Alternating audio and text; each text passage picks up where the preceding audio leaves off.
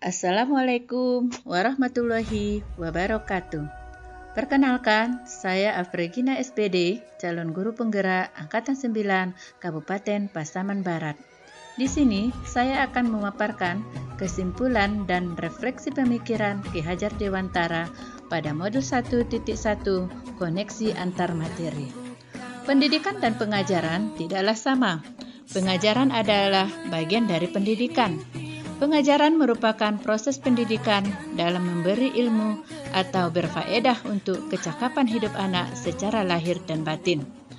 Pendidikan pada hakikatnya adalah menuntun atau memberi tuntunan terhadap segala kekuatan kodrat yang dimiliki anak agar ia mampu mencapai keselamatan dan kebahagiaan yang setinggi-tingginya, baik sebagai seorang manusia maupun sebagai anggota masyarakat. Pendidikan menciptakan ruang bagi murid untuk bertumbuh secara utuh agar mampu memuliakan dirinya dan orang lain serta menjadi mandiri.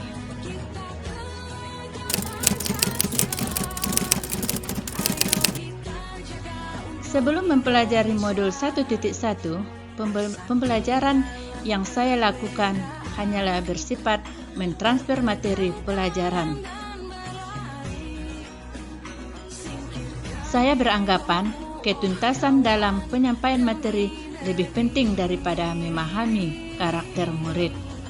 Misalnya, saya hanya melihat nilai dari aspek kognitifnya saja.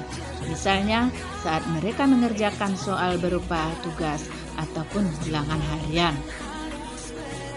Saya beranggapan jika murid sudah mencapai KKM, dianggap pembelajaran sudah berhasil. Murid hanya sebagai objek pembelajaran, sehingga pembelajaran bersifat pada guru atau teacher center. Saya fokus hanya pada ketercapaian materi, mengingat materi yang saya ajarkan cukup padat. Saya juga tidak memperdulikan apakah murid sudah benar-benar paham, sehingga saya hanya meminta siswa untuk menghafal materi, tanpa memikirkan materi tersebut dapat dipahami dengan sepenuhnya. Sehingga saya merasa gagal dan mengeluh jika banyak murid yang tidak tuntas setelah melakukan evaluasi.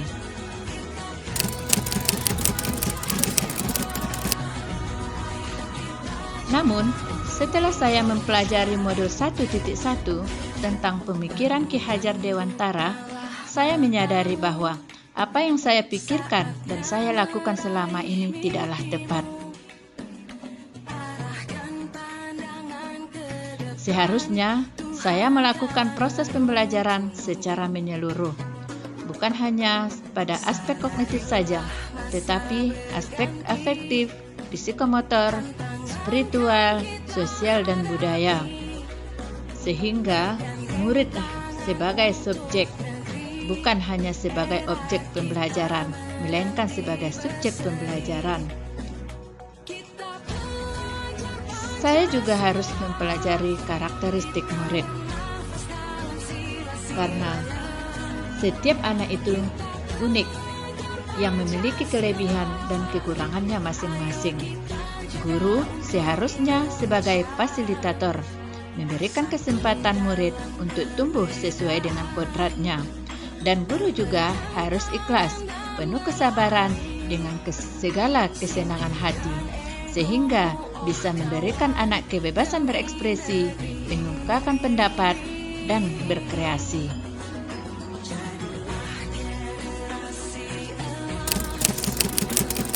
Yang dapat segera saya terapkan dalam pembelajaran di kelas antara lain, saya harus merancang pembelajaran yang interaktif dan menyenangkan dengan melibatkan murid sesuai metode student center, yaitu berpusat pada siswa.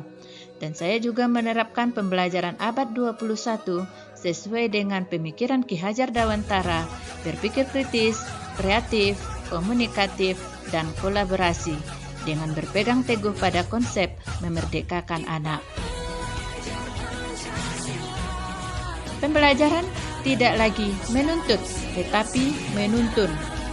yaitu karena tugas seorang guru adalah memberikan arahan yang baik pada setiap muridnya, memberikan contoh yang baik kepada muridnya.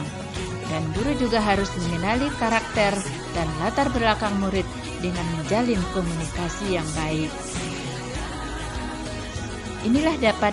Inilah yang dapat saya paparkan. Semoga video ini menjadi inspirasi bagi Bapak Ibu pejuang pendidikan.